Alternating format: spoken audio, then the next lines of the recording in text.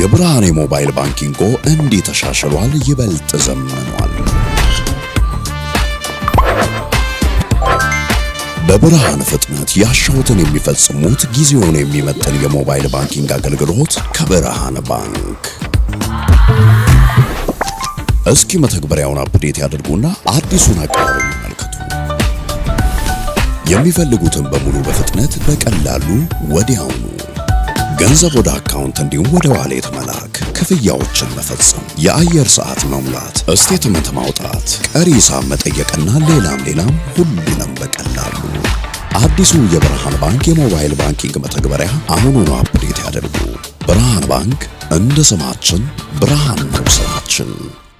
ዛሬ ፖርቱጋል ከስፔን የአይቤሪያ ደርቢ የሚባለው ደግሞ ጨዋታ ይደረጋል። በጣም ትልቅ ጨዋታ ነው። ባለፈው ከክሮኤሽያ ጋር በነበረው ጨዋታ ከክርስቲያኖ ሮናልዶና ከሉካ ሞድሪች ከኛ ዘመን ትልልቅ ሌጀንዶች መካከል አንደኛው የመጨረሻው የዓለም ዋንጫ ጨዋታ ይሆናል ስንል ነበር። ያ ፍጻሜ የሉካ ሞድሪች ነበር የነበረው። የሮናልዶ የዓለም ዋንጫ ፍጻሜ መስሎ ነበር የዛሬ 3 ዓመት ተኩል ከሞሮኮ ጋር ከተጫወቱ በኋላ ተጠባባቂ ወንበር ላይ ነበር ጨዋታውን የጀመረው። ከዛ በፊት በነበረው የስዊዘርላንድ ጨዋታ ላይም ፖርቱጋል ስዊዘርላንድን 6-1 ስታሸንፍ ከአሰልጣኙ ጋር ለረጅም ጊዜ ጥሩ ግንኙነት ነበረው። ግን መጨረሻ ላይ አንድ ጨዋታ ላይ ቀይሮ አስወጡት እና በዛ በጣም ተቆጣ እና ከስዊዘርላንድ ጋር በነበረው ጨዋታ ጎንካሎ ራሞስን አሰለፉ። ራሞስ ደግሞ ሃትሪክ ሰራ እና ቀጥሎ የነበረው የሞሮኮን ጨዋታ ያው ራሞስ መጀመሩ የሚጠበቅ ነበር። ሮናልዶ ተቀይሮ ገባ። ውጤቱን መለወጥ አልቻለም እና እያነባ በኮሪደር ውስጥ ወደ መልበሻ ክፍል ሲተላለፍ አየ ነው እና ያ ቅጽበት የክርስቲያኖ ሮናልዶ በፖርቱጋል ብሔራዊ ቡድን ማሊያ በተለይ ደግሞ በዓለም ዋንጫ የመጨረሻ ጨዋታውን ያየን መስሎ ነበር። ሮናልዶን ዩኒክ የሚያደርገው እጅ የማይሰጥ ተጫዋች በመሆኑ ምክንያት ነው። ሜንታሊቲውን ሁሉም ሰው ሮናልዶን የመጀመሪያ ፌቨራይቴ ነው የሚልም ተመሳሳይ አድናቆት የሌለውም ሰው ቢሆን የአእምሮ ጥንካሬውን በተመለከተ የማሸነፍ ጥማቱን በተመለከተ ጥያቄ ማቅረብ የሚችል አይመስለኝም። አሁን እንግዲህ የሮናልዶ ህልም ቀጥሏል። በቀደም ክሮኤሽያን ካሸነፉ በኋላ ትላንትና የሰጠው ፕሬስ ኮንፈረንስ ብዙ የሚያነጋግሩ ነገሮች ያነሳበት ነው። ግን ምን አለ? የዓለም ዋንጫ ማሸነፍ የበለጠ ክርስቲያኖ ሮናልዶ አያደርገኝም፣ የዓለም ዋንጫን አለማሸነፍ ያነሰ ክርስቲያኖ ሮናልዶ አያደርገኝም። ማሸነፍ ነው የሚፈልግ ግልጽ ነው። ግን የዓለም ዋንጫ ብቻውን ሮናልዶን እንደ ተጫዋችና በእግር ኳስ ውስጥ ያለውን የነበረውን ስፍራ እንደ መለኪያ ብቸኛ መስፈሪያ ዩኒክት አድርጎ እንደማይመለከተው በዚህኛው ቃል ምልልሱ ከጨዋታ ፊት በነበረው ፕሬስ ኮንፈረንስ ላይ ተናግረዋል። ያው አንዳንድ ጋዜጠኞችን በስም እኮ ለይቼ አውቃቸዋለሁ ብሎ አንዱ የአቦላ የሚባል የፖርቱጋል ትልቅ የስፖርት ጋዜጣ አለ እና ማርሴል ቤሸለር የሚባል ጋዜጠኛ ነው። በ41 ዓመት በዓለም ዋንጫ ላይ የመጫወትን አስቸጋሪ ነገር እስቲ ንገረኛል። ለእኔ በዓለም ዋንጫ መጫወት ሳይሆን ከእንዳንተ አይነቱ ሰው ጋር እዚህ ጋር መቀመጥ ነው በጣም አስቸጋሪው ነገር። አውቃችኋለሁ በፊት ለይቼ የምትጠሉኝን ሰዎች ለ23 ዓመት ልትገድሉኝ የፈለጋችሁትን ሰዎች አውቃችኋለሁ እና በአንድ በረራ ላይ አለ የፍላይት አቴንደንትስ የነበሩ ተጓዦቹ የነበሩት አርጀንቲናውያን ነበሩ። በአስተያየታቸው አውቄው ነበር እና መጀመሪያ አዩኝ፣ ከዛ አይናቸውን ወዲያው መለሱ። ግን ባለቤቴ አርጀንቲናዊት ነች፣ ስለዚህ አታስቡ፣ አስቂ ነገር ነበር ብሎ ግን በጋዜጠኞች ላይ ያለውን ምሬት ተናግሯል ክርስቲያኖ ሮናልዶ። ስለዚህ የመጨረሻው ይሆናል አይሆንም የሚለው ዛሬ ከስፔን ጋር 9 ዓመት ከተጫወተበት ሀገር ጋር የሚደረገው ጨዋታ ይወስነዋል። ከስፔን ጋር ጥሩ ትውስታ አለው። በቅርብ ጊዜ ክርስቲያኖ 2018 የዓለም ዋንጫ ላይ እንደምታስታውሱት ሃትሪክ ሰርቶ ነበር። 3 ድንቅ ጎሎች አስቆጥሮ ነበር። ደግሞ ከአመት በፊት የዛሬ ዓመት አካባቢ የኔሽንስ ሊግ ፍጻሜ በተደረገበት ጊዜ የፖርቱጋል ብሔራዊ ቡድን ስፔንን አሸንፎ ነው የኔሽንስ ሊግ አሸናፊ ነበር። እንዲህ አይነት ውብ ትዝታዎች አሉት በቅርብ ጊዜያት። ስለ ክርስቲያኖ ግን እናነሳለን። መጀመሪያ ያው ይሄ ጨዋታ አንደኛው የሚለየው ነገር የሁለት አስደናቂ አማካዮች ያሏቸው ቡድኖች ጨዋታ የመሆኑ ነገር ነው። በስፔን ብሔራዊ ቡድን በኩል የ2024 የባሎንዶር አሸናፊ ሮድሪ በዚህኛው የዓለም ዋንጫ ከየትኛውም ተጫዋች በላይ ብዙ ፓስ ያደረገው ተጫዋች አለ። የ2025 በባሎንዶር 3ኛ ሆኖ ያጠናቀቀው ቪቺኛ በዚህኛው የዓለም ዋንጫ ሁለተኛው ብዙ ፓስ ያደረገው ተጫዋች አለ። ያለፉትን 2 ተከታታይ ዓመታት የቻምፒየንስ ሊግ ባለድል የሆነው የፔዤ አማካይ ክፍል ኮንዳክተር ነው ግን ደግሞ ፔድሪ በዛ በኩል፣ ዡዋኦ ኔቬስ በዚህኛው በኩል፣ ፋቢያን ሩይዝ በስፔን በኩል ወይ ዳኒ ኦልሞ በዚህኛው በኩል፣ ብሩኖ ፈርናንዴዝ፣ ቤርናርዶ ሲልቫ አይነት አማካዮች አሉ። ስለዚህ በጣም በጥራት ላቅ ያሉ አማካዮች ያሏቸው ቡድኖች ናቸው። ቪቺኛ ለምሳሌ እንግዲህ ለእኔ አንዱ ትልቁ ጥያቄ የፖርቱጋል አማካዮች በክለብ እግር ኳስ እንደዚህ አይነት በጣም አስደናቂ ውድድር ካሳለፉ በኋላ ለምንድነው በብሔራዊ ቡድን የቸገራቸው የሚለውን፣ ለምንድነው በተለይ ከክርስቲያኖ ሮናልዶ ጋር ጥሩ ኬሚስትሪ ኮኔክሽን ጥምረት መፍጠር የተሳናቸው የሚለውን እናነሳለን። ግን ባለፈው ከክሮኤሽያ ጨዋታ በፊት ቪክቶር ማቻዶ ቪቺኛ የሚሉት ተጫዋች የሚያደንቀውን ተጫዋች በተመለከተ ተጠይቆ ዛሬ እኮ በጣም ከማደንቀው ከልጅነቴ ጀምሮ ምሳሌ ሳደርገው ከቆየሁት ለእኔ ትልቅ ማጣቀሻዬ ከሆነው ከሉካ ሞድሪች ጋር ነው የምጫወተው። ይህንን ከዚህ በፊት ተናግሬ ያለሁ። በ2025 የዓለም የክለቦች ዋንጫ በተደረገ ጊዜ የመጨረሻ የሪያል ማድሪድ ጨዋታው ነበር። ሉካ ሞድሪች ሄጄ ከእሱ ጋር መለያ ተቀያይሬ ያለሁ ብሏል። ከዚህኛው ጨዋታ በፊት ደግሞ ስለ ሮድሪ እንዲሁ በአድናቆት ሲናገር ነበር ቪቼኛ። እና የሁለቱ ቡድኖች አማካይ ክፍሎች ብዙ ኳስ የሚቆጣጠሩ አማካይ ክፍሎች ናቸው። የሉዊስ ደላፎንቴ ቡድን 68.3% ነው በዚህ ዓለም ዋንጫ ላይ ባደረጓቸው 4 ጨዋታዎች በአማካይ ኳስ የሚቆጣጠሩበት የፐርሰንት መጠን ወይም ፐርሰንቴጅ ፖይንት። ቀጥሎ እንግሊዝ 63.8%፣ ከዛ በኋላ ሴሌሳው የሚሉት እነሱ ወይም ቡድኑ የፖርቱጋል ብሔራዊ ቡድን 62% ኳስ ይቆጣጠራል። ስታትስ ፐርፎርም የሚባል አንድ የዴታ ካምፓኒ ላይ ነው ያየሁት። እና በዚህኛው የዓለም ዋንጫ ብዙ ፓስ በአንድ ጨዋታ የሚያቀብለው ተጫዋች ሮድሪ ነው። 110 ፓሶች፣ 89 ፓሶች አካባቢ ደግሞ ቪቺኛ ያቀብላል። ስለዚህ ሁለት ከፍተኛ የኳስ ቁጥጥር ፍላጎት ያላቸው ከፍ ያለ ቴክኒካዊ ጥራት ያላቸው አማካይ ክፍሎች የሚያደርጉት ጨዋታ ነው። እኔ እንደ ባህል ሆኖ የስፔን እግር ኳስ ያለው አጫወት ባህል የፖሴሽን ነው። የፖርቱጋል ልክ ነው፣ ድንቅ አማካዮች አሏት።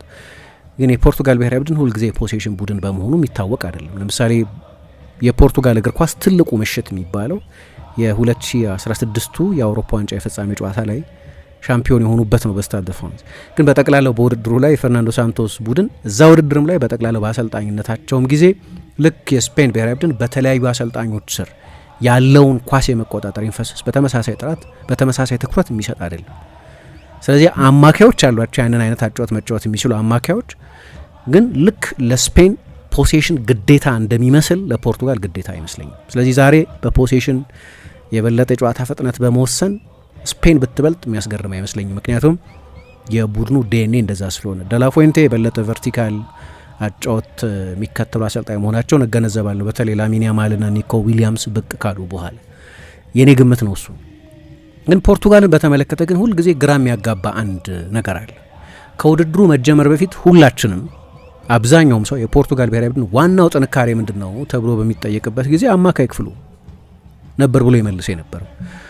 ሁለቱ ፔዤ በተከታታይ ዓመታት ቻምፒየንስ ሊግ ባሸነፈበት ጊዜ የሉዊስ ደላፎንቴ ቡድን ልብና አእምሮ የነበሩት ተጫዋቾች የፖርቱጋል ብሔራዊ ቡድን አማካዮች ናቸው። ቪቺኛ 3ኛ ሆኖ በባሎን ዶር ጨርሷል።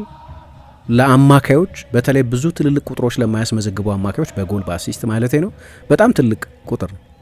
እንዲህ ጥልቅ አማካዮችን በግል ሽልማቶች ላይ እንዲህ አይነት እውቅና መስጠት የተለመደ ባለ መሆኑ ምክንያት ዡዋኦ ኔቬስ በቅርብ ዓመታት ከፔዤ ትልልቅ የዝውውር ስኬቶች መካከል አንደኛው ነው። ሁለቱ ተጫዋቾች አሉ። እዚህ ላይ በፕሪሚየር ሊግ በቲየሪ ኦንሪና ኬቨን ደ ብሮይነ ተይዞ የቆየን የመጨረሻ ኳሶች የማቀበል ሬከርድ ያሻሻለውና በፕሪሚየር ሊግ የተደረጉ የግል ሽልማቶችን ያሸነፈው ብሩኖ ፈርናንዴዝ የእግር ኳስ ሕይወቱን ምርጡን ሲዝን ካሳለፈ በኋላ ያለ የዓለም ዋንጫ 21 አሲስቶች ሰጥቷል። የቲየሪ ኦንሪ ሬከርድ ለምሳሌ ለ24 ዓመት ነው የቆየው። 23-24 ዓመት 2002-2003 የውድድር ዘመን ስለነበር ሊያውም ይሄኛው ማንቸስተር ዩናይትድ 3ኛ ሆኖ የጨረሰ እንጂ ያው ከአሌክስ ፈርጉሰን የማንቸስተር ዩናይትድ ቡድኖች ጋር የሚነጻጸር አይደለም። ደከም ባለ የማንቸስተር ዩናይትድ ቡድን ውስጥ እየተጫወተ ነው ይህንን ቁጥር ያስመዘገቡ። 31 ዓመቱ ላይ ሆኖ ግን ፒክ በተለይ በሁለቱ የውድድር ዘመን አጋማሽ የእግር ኳስ ሕይወቱን ምርጡን ወራት ነበር ያሳለፈው። እዚህ ላይ ቤርናርዶ ሲልቫ አለ። ቤርናርዶ ሲልቫ በእኔ ግምት በጣም ግሩም የውድድር ዘመን ነው ያሳለፈው። ከየትኛውም የማንቸስተር ሲቲ ተጫዋች በላይ ብዙ ጨዋታም ብዙ ደቂቃም የተሰለፈው እርሱ ነው።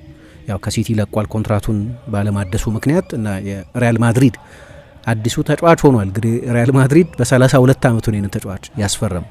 በዚህም እድሜው ጥቅም ይሰጠናል ብለው ማመናቸው የተጫዋቹን ደረጃ ይናገራል። ወደ ሳውዲ በመሄዱ ምክንያት ከዓለም ምርጥ አማካዮች መካከል አንዱ አንለውም እንጂ ሩበን ኔቬስን በጣም ጥሩ አማካይ ነው። በ17 ዓመቱ ፖርቶን በአምበልነት የመላ በ17 ዓመቱ በቻምፒየንስ ሊግ የተጫወተ ከፍ ያለ ጥራት ያለው አማካይ ነው። ስለዚህ የፖርቱጋል ብሔራዊ ቡድን ዋናው ጥንካሬው አማካይ ክፍሉ ነው ተብሎ ግን አሁን ውድድሩ ከተጀመረ በኋላ ዋናው ድክመቱ ደግሞ መምሰል ጀምሯል። እንግዲህ የአማካይ ክፍሉ ድክመት ነው ወይስ ከአጥቂ መስመሩ ጋር ያለ የኮምቢኔሽን ችግር ነው የሚለው በጣም ቁልፍ ነጥብ ይመስለኛል። ግን ለምሳሌ ቪቺኛ በዚህኛው የዓለም ዋንጫ እንዳልኩት ከሁሉም ከሮድሪ በስተቀር ከሁሉም አማካዮች ብዙ ፓስ ያቀበሉ አማካይ ቢሆንም የሱን ያህል ደግሞ ብዙ ወደ ኋላና ወደ ጎን የተደረጉ ፓሶች ያቀበለ ተጫዋች የለም።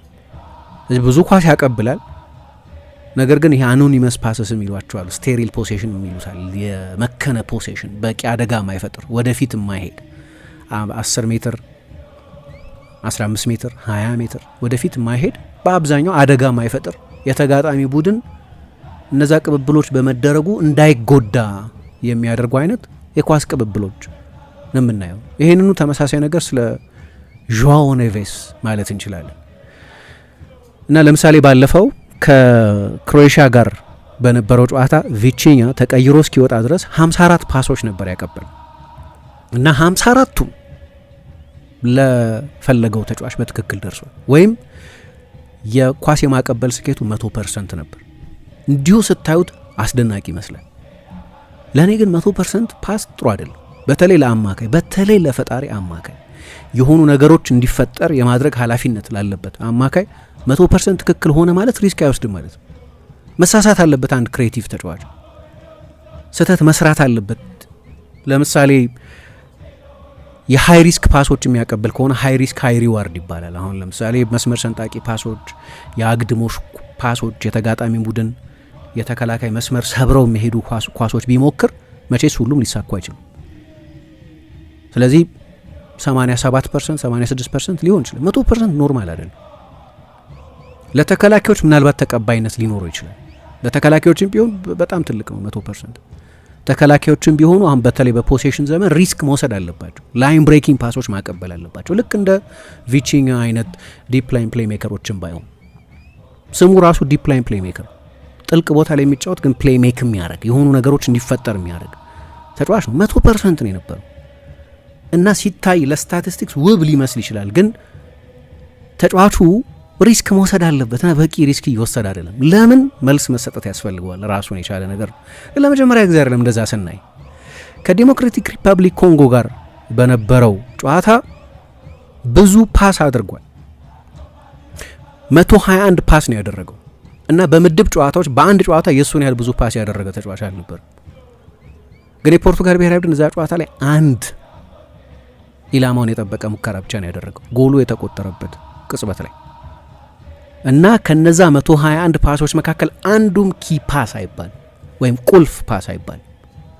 በምድብ ጨዋታዎች 270 ፓሶች ነበር ያደረገው እና ቁጥሮቹን ስታዩቸው በቃ የፓሲንግ ሜትሮኖም የሚባሉ አሉ አይደለም፣ በደንብ ኳስ የሚያሰራጩ ተጫዋቾች ለእኔ አደገኛ አለመሆናቸው ነው ችግሩ። እንደዛ አይነት አደገኛ ፓሶች እንዲያቀብል የሚጠበቅበት ተጫዋች ሆኑ። ባለፈው ከክሮኤሽያ ጨዋታ በፊት የፖርቱጋልን ጠቅላላ ጨዋታ ያለፈበት መሆን በቂ ክሬቲቪቲ የሌለው መሆኑን ከአንዳንድ ተጫዋቾች ሪስክ አለመውሰድ ጋር ስጠቅስ ነበር። ለምሳሌ የቡድኑ ብዙ ጨዋታዎችን የጀመረው የክንፍ ተጫዋች ፔድሮ ኔቶ እና እስከ ባለፈው ጨዋታ ድረስ ፔድሮ ኔቶ 2 የተሳኩ ድሪብሎችን ብቻ ነበር ያደረገው። ፕሮቮኬቲቭ አይደለም ወይ የተጋጣሚ ቡድን የመከላከል አደረጃጀት የሚተነኩስ ሚዛን የሚያዛባ ሚዛን የሚያፋልስ አይደለም ትል ነበር። የአማካይ ክፍሉም ተመሳሳይ ነገር ነው። ስለ ሌሎቹም ተጫዋቾች ተመሳሳይ ነገር ማለት የሚቻል ይመስላል። ግን ሌላ ምክንያት ግን ደግሞ ፈልገን ማግኘት እንችል ይሆናል። ለምሳሌ ለእኔ የብሩኖ ጥሩ የዓለም ዋንጫ እያሳለፈ አይደለም። በተለይ እንደዚህ አይነት ሲዝን ካሳለፈ በኋላ ብዙ ኳስ ይነካል፣ ግን በማንቸስተር ዩናይትድ የሚነካውን ያህል ኳስ አይነካም። በእርግጥ የሁለቱም ቡድኖች የባህሪ ልዩነት መገንዘብ ያስፈልጋል። የማንቸስተር ዩናይትድ ማጥቃት በሙሉ በብሩኖ ስር ነው የሚያልፈው። ትልቁ ስታር ነው። በፖርቱጋል ብሔራዊ ቡድን ውስጥ ከስታሮቹ አንዱ እንጂ ብቸኛው ስታር አይደለም። ስለዚህ እያንዳንዱ ማጥቃት በሱ ስር ሊያልፍ አይችልም። ግን አንድ መጠቀስ የሚያስፈልገው ነገር የማንቸስተር ዩናይትድ አጨዋወት ውስጥ በአብዛኛው በተለይ በዚህኛው በተለይ ከማይክል ካሪክ መሾም በኋላ የቀኝ ሀፍ ስፔስ የሚባል ወይ ለረጅም ጊዜ ኬቨን ደ ብሮይነ ይጫወትበት የነበረው ቦታ ላይ ክሮስ ለማድረግ በሚመች ቦታ ላይ ነው የሚጫወተው በአብዛኛው። በተለይ ካሪክ ከተሾመ በኋላ ኮቢ ሜኑ ሁለተኛው ጥልቅ አማካይ ሆነ። ስለዚህ የበለጠ ነፃ ሆነ። እንደፈለገ የመንቀሳቀስ ነፃነት ያለው ተጫዋች ቢሆንም ታክቲካዊ ገደቦች ብዙ ያልተቀመጡበት ተጫዋች ቢሆንም ግን ሂት ማፑን ብታዩ በአብዛኛው በየትኛው የሜዳ ስፍራ ላይ ነው የሚያሳልፈው የሚለውን ብታዩ በቀኙ ክንፍ ኮሪደር እና በፍጹም ቅጣት ምት ሳጥኑ ጠርዝ መካከል ባለው በተለምዶ ሀፍ ስፔስ በሚባለው ቦታ ላይ የሚገኙ ግን በቀኙ ሀፍ ስፔስ ላይ የሚገኙ በፖርቱጋል ብሔራዊ ቡድን በኩል በቀኝ ሀፍ ስፔስ ላይ ይገኛል ማለት ብዙ ክሮሶች ለማድረግ እድል ይሰጠዋል ማለት ነው። እነዚያን ብዙ አስደናቂ ክሮሶች እና የነበረው የቀኝ እግር ተጫዋች ነው። ስለዚህ በቀኝ ክሮስ ለማድረግ በሚመችበት የሜዳ ዞን ላይ ይገኝ ስለነበር ነው። አሁን እንግዲህ በቅርብ ጊዜ በነበሩት ጨዋታዎች ከኮሎምቢያና ከክሮኤሽያ ጋር በነበሩት ጨዋታዎች 56 እና 54 ኳሶች ነው 46 ኳሶች ነው የነካው። ከክሮኤሽያ ጋር በጊዜ ተቀይሮ ከወጡት ተጫዋቾች መካከል አንደኛው ነው። የጨዋታ የኳስ ንክኪ ተሳትፎ የተገደበ ነው ከማንቸስተር ዩናይትድ አንጻር ስታወዳድሩት። እንግዲህ ሶስተኛው ከፍተኛ ፖሴሽን ቡድን ማንቸስተር ዩናይትድ በፖሴሽን ምናልባት 10ኛ ወይ 9ኛ አካባቢ ቢሆን ኃይለኛ የፖሴሽን ቡድን አልነበረም ማንቸስተር ዩናይትድ። አንዱ በካሪክ ዋና አሰልጣኝነት ጊዜ እንዲሻሻል የሚጠበቀው የቡድኑ የኳስ ቁጥጥር መጠን ከፍ እንዲል፣ ግን እንደዛ አነስ ያለ ኳስ ቁጥጥር ከፖርቱጋል አንጻር አነስ ያለ ኳስ ቁጥጥር ቡድን ውስጥ እየተጫወተ የመጨረሻዎቹን 3 ጨዋታዎችን ብቻ ብትወስዱ ከሰንደርላንድ ጋር 69 ከኖቲንጋም ፎረስት ጋር 87 እና የመጨረሻው ጨዋታ ላይ አሲስትም ጎልም ባስመዘገበበት የአሲስት ሬከርድ ባሻሻለበት የብራይተን ጨዋታ ላይ 63 ኳስ ነው የነካው። ግን ቁጥሩ ብቻ ሳይሆን እንዳልኩት ማንቸስተር ዩናይትድ ውስጥ በጣም ሴንትራል ቦታ ይዞ ይጫወታል፣ ካልሆነ ወደ ቀኝ ሺፍት ያደርጋል። በፖርቱጋል ብሔራዊ ቡድን በኩል የበለጠ ወደ ግራ ነው የሚያደለው። በተለይ ባለፈው ራፋኤል ሊያዮ ጨዋታውን በጀመረበት ጨዋታ ከሁሉም የማጥቃት ተጫዋቾች የበለጠ ብዙ ኳስ የነካው ራፋኤል ሊያዮ ነው። እሱ ደግሞ የግራ ክንፍ ተጫዋች ነው። ከእሱ ጀርባ ኑኖ ሜንዴሽ አለ፣ ኦቨርላፕ የሚያደርግ ፉልባክ ነው። የፖርቱጋል ማጥቃት በጂኦግራፊ ካያችሁት ግራውን የያዘ ነው። ስለዚህ ወደዛ ይሳባል ማለት በጣም የጎል ዕድል መፍጠር ከሚችልበት ቦታ ድሪፍት እንዲያደርግ ራቅ እንዲል ያደርገዋል። ስለዚህ አንዳንዶቹ እንደዚህ አይነት ዝርዝር ጉዳዮች ናቸው። ግን ከክርስቲያኖ ጋር የሚገናኝስ ነገር አለ ወይ የሚለው ግን በጣም ወሳኝ ነው። እንግዲህ አሁን አንዳንድ ጊዜ ምን አይነት ችግር ያለው ሁለት የኛ ዘመን ትልልቅ ተጫዋቾችን በተመለከተ ሊዮኔል ሜሲንም ክርስቲያኖ ሮናልዶንም በተመለከተ እንዴት ነው እንደ መለስተኛ አማልክት የመቆጠር ነገር አላቸው። እንደ ዴይቲ እንደ ዴሚጋድ እንደሚሉት ነገር እንደማይነኩ ምንም አይነት አስተያየት እንደማይሰጥባቸው አድርጎ የመቁጠር ነገር በሁለቱም አበክረው ተጫዋቾቹን በሚወዱ በሚደግፉ ሰዎች ላይ ይስተዋላል። ግን አሁን ባሉበት እድሜ ደግሞ ያሉባቸው ውስንነቶች አሉ። ራሱም ሮናልዶም እንዳለው ኳስ እኔ ጋር ከደረሰ ማድረገውን አውቃለሁ ብሏል።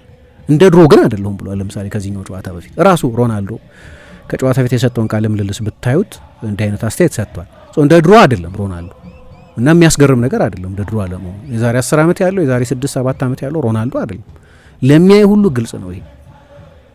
በ41 ዓመቱ ላይ የትኛውም ሰው ክርስቲያኖ ባለበት የሰውነት የአካል ብቁነት ላይ ቢገኝ አስደናቂ ነው መቼስ።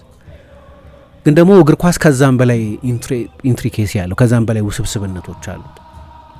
አሁን እነዚህ በፖርቱጋል ብሔራዊ ቡድን በኩል ያሉት አማካዮች በክለብ እግር ኳስ በጣም አስደናቂ የውድድር ዘመን ያሳለፉት ተጫዋቾች በምን አይነት ሁኔታ ውስጥ ነው ሲጫወቱ የቆዩት የሚለው ግን በጣም ወሳኝ ነው።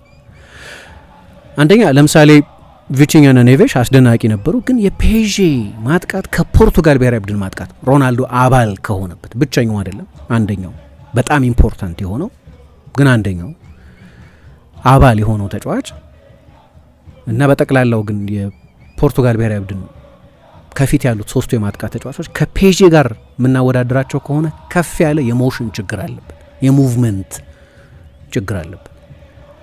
እነዚህ ተጫዋቾች ከዴምቤሌ ጋር፣ ከባርኮላ ጋር፣ ከዱዌ ጋር፣ ከክቫራትስኬሊያ ጋር ሲጫወቱ ነው የቆዩት እና ስለ ፔዤ ያለፉት 2 ዓመታት የቻምፒየንስ ሊግ ስኬት ስናነሳ አንድ የምናነሳው ጥንካሬ ከፊት ያሉት እነዚህ 4 ተጫዋቾች ሶስቱን አንድ ጊዜ የሚጠቀመው ኤንሪኬ።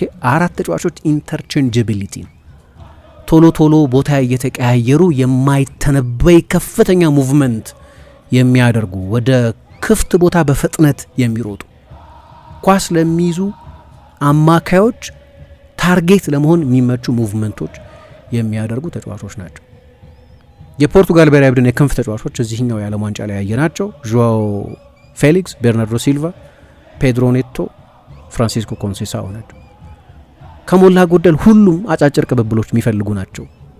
በጠባብ ቦታ ትራያንግል መስራት የሚወዱ ናቸው እንጂ ወደ ክፍት ቦታ ብዙ የሚሮጡ ተጫዋቾች አይደሉም። ከራፋኤል ሊያዩ በስተቀር ቨርቲካሊቲ ይጎለዋል ይሄ ቡድን፣ በቂ ሙቭመንት ይጎለዋል ይሄ ቡድን እና ከፔዥ አንጻር ለምሳሌ የፖርቱጋል ብሔራዊ ቡድን ተመሳሳይ ባህሪ ያላቸው የክንፍ ተጫዋቾች አይደለም ያሉት። የክንፍ ተጫዋቾች የሚባሉት ሲልቫ ነው እኮ የመጀመሪያውን የኮንጎን ጨዋታ የጀመረው። ሁለተኛው ጨዋታ በግራ በኩል ዦአው ፌሊክስ ነው የጀመረው። ሁለቱም ፕሌይ ሜከሮች ናቸው። ሁለቱም የአንድ ሁለት ተጫዋቾች ናቸው እንጂ የፍጥነት ተጫዋቾች አይደሉም። ወደ ስፔስ የሚሮጡ ተጫዋቾች አይደሉም። የተጋጣሚን ቡድን የመከላከል እርጋታ የሚያናጉ አይነት ተጫዋቾች አይደሉም። የቡድን ጨዋታ ነው መጨረሻ ላይ እግር ኳስ እና በክለብ እግር ኳስ ያለን ኬሚስትሪ በብሔራዊ ቡድን መፍጠር በጣም አስቸጋሪ ነው። ግን የሚጫወቷቸው የሚያጣምሯቸው ተጫዋቾች አይነትም በጣም የተለያየ ነው። ከዛ ክርስቲያኖ ሮናልዶ አለ። 41 ዓመቱ ነው እና እንዳልኩት በጣም በሚያስደንቅ ፊትነስ ላይ ነው ያለው። አሁንም አልፎ አልፎ ኤክስፕሎድ ሲያደርግ እናየዋለን። ያንን ኤክስፕሎሲቭነስ አላጣም። ያጣው ሪፒቲሽኑ መደጋገሙን ያጣው፣ ያ ደግሞ የሚጠበቅ ነው። አሁን አንዳንድ ጊዜ አክሰለሬት ሲያደርግ ካያችሁት ባለፈው ከክሮኤሽያ ጋር በነበረው ጨዋታ ኦፍሳይድ ተብሎ በማርጅን ለጥቂት ነው ኦፍሳይድ የተባለ። እዛ ላይ ያሳየውን ፍጥነት ካያችሁት ኃይለኛ ፍጥነት ነው ያለው። አሁን አስቸጋሪው ነገር እንዲህ አይነቱን ፍጥነት መደጋገም መቻል ግን የሚፈልገው አፍላነት አለ። ከሆነ ደቂቃ በኋላ ልታደርጉት ትችሉ ይሆናል፣ ግን በተደጋጋሚ ማድረግ መቻል ግን ያስፈልጋል። ያ ነው ሙቭመንት ማለት እና የሚገርም ነው። በዚህኛው የዓለም ዋንጫ ከሮናልዶ ሩጫዎች መካከል 2% ብቻ ናቸው ስፕሪንቶች የሚባሉት። ስፕሪንት ማድረግ ማለት ከጀርባ መሮጥ፣ ለነዚህ ፓስ ለሚያቀብሉ ተጫዋቾች የሚሆን በቂ ሙቭመንት ያስፈልጋል። አሁን ሮናልዶ የፍጹም ቅጣት ምት ሳጥን አካባቢ ያለ ታርጌት ነው።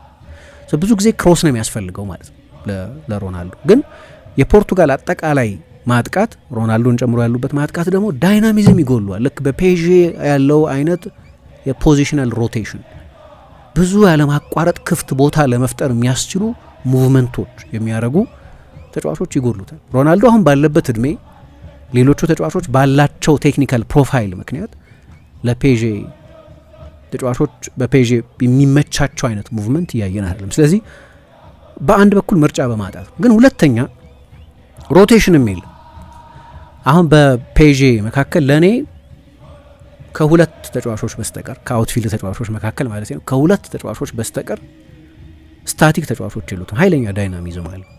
ሶስቱ አማካዮች ያለማቋረጥ ቦታ ይለዋውጣሉ። ቪቺኛ፣ ዦአው ኔቬዝ፣ ፋቢያን ሩይዝ በዚህ ዓመት በተጠናቀቀው ዓመት ዋረን ዛይሬ-ኤሜሪ ብዙ ጨዋታ ተጫውቷል። ፊክስድ 6 እና 2 8ቶች የሉት። በጨዋታ በጣም የሚዋልል ነው። ልክ ከፊት እንዳለው ሁለቱ የመስመር ተከላካዮችም አሽራፍ ሀኪሚና ኑኖ ሜንዴሽም። አሽራፍ ሀኪሚ የቀይ መስመር ተከላካይ እንዲገኝ በማይጠበቅበት ቦታ ላይ የመገኘት ባህሪ ያለው ተጫዋች ነው። ያንን አይነት ነጻነት አሰልጣኙ ሰጥቶታል። ኑኖ ሜንዴሽም ላይ ይሄዳል እንደ አጥቂ አይነት ጎሎች ያስቆጠር አይተናል። ጠቅላላ ቡድኑ ኃይለኛ ቶታል ፉትቦል ነው የሚባለው ለዚህ ነው። ተጫዋቾች ያለማቋረጥ ቶሎ ቶሎ ቦታ ይለዋውጣሉ። ይሄኛው የፖርቱጋል ብሔራዊ ቡድን ውስጥ ቪቺኛ ጥልቁ አማካይ ነው እና እዛው ቦታ ላይ ስቴብል እና ብዙ ጨዋታዎች ላይ ካያችሁት ከራሱ የሜዳ አጋማሽ ብዙም አይወጣም። ከመሀል ተከላካዮች ይነሳል። በጣም የሚተነበይ አይነት ኳስ የማሰራጨት ስርዓት ውስጥ ሲገኝ እናየዋለን። ስለዚህ በአብዛኛው ሴፍ ናቸው ፓሶቹ። የ5 ሜትር የ7 ሜትር ፓሶች ያደርጋል። ለስታቲስቲክስ ቁጥር ነው፣ ስኬታማ ይመስላል፣ ግን ኢምፓክት አይፈጥርም። የሮናልዶም ሁኔታ አይ ቲንክ ሊሚትድ መሆኑ ፊዚካሊ አሁን እንደ ልብ ቶሎ ቶሎ ቦታ የሚቀያየር አለመሆኑ አንድ ችግር ይመስለኛል። አማካዮቹን ኢምፓክት የሚያደርግ አንድ ችግር ነው። የሙቭመንት ችግር አለበት የፖርቱጋል ብሔራዊ ቡድን። አሁን በስፔን ብሔራዊ ቡድን በኩል ለምሳሌ በጭራሽ ከሮናልዶ ጋር የሚገናኝ ተጫዋች አይደለም፣ ላነጻጽረው አይደለም። ግን ኦያርሰባል ኃይለኛ ሙቭመንት ነው ያለው። ወደ ቀኝ ይወጣል፣ ወደ ግራ ይወጣል፣ ወደ ጥልቅ ይሳባል። የሐሰተኛ 9 ቁጥርም የ9 ቁጥርም የፌክ 9 የሚባለው ሁሉንም አይነት ሙቭመንቶች ያደርጋል። የፖርቱጋል የስፔን ብሔራዊ ቡድን አማካዮች ያ አማራጭ አላቸው። ግን ኦያርሰባል ብቻውን አይደለም። ላሚን ያማል አለ። ላሚን ያማል የቦልቱ ፊትም ነው የስፔስም ተጫዋች፣ ከኳስም ጋር መግባት ይወዳል፣ ግን ወደ ስፔስም መሮጥ ይወዳል። ይሄ በእኔ ግንዛቤ የፖርቱጋል ብሔራዊ ቡድን አማካይ ክፍል እንደተጠበቀው ያለመሆኑ ምክንያት ነው። ብሩኖም ብዙ አዳዲስ ሯጮች አግኝቷል እንደምታውቁት በዚህ ውድድር ዘመን። እንዲህ አይነት ሯጮች ግን በፖርቱጋል ብሔራዊ ቡድን የሉትም።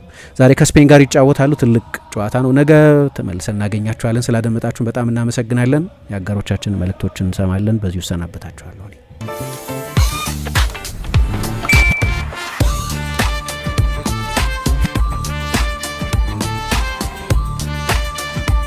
የብርሃን የሞባይል ባንኪንጎ እንዲህ ተሻሽሏል፣ ይበልጥ ዘምኗል። በብርሃን ፍጥነት ያሻውትን የሚፈጽሙት ጊዜውን የሚመጥን የሞባይል ባንኪንግ አገልግሎት ከብርሃን ባንክ። እስኪ መተግበሪያውን አፕዴት ያድርጉና አዲሱን አቀራረብ ይመልከቱ። የሚፈልጉትን በሙሉ በፍጥነት በቀላሉ ወዲያውኑ ገንዘብ ወደ አካውንት እንዲሁም ወደ ዋሌት መላክ፣ ክፍያዎችን መፈጸም፣ የአየር ሰዓት መሙላት፣ ስቴትመንት ማውጣት፣ ቀሪ ሂሳብ መጠየቅና ሌላም ሁሉንም በቀላሉ። አዲሱ የብርሃን ባንክ የሞባይል ባንኪንግ መተግበሪያ አሁኑኑ አፕዴት ያድርጉ። ብርሃን ባንክ እንደ ስማችን ብርሃን ነው ስራችን።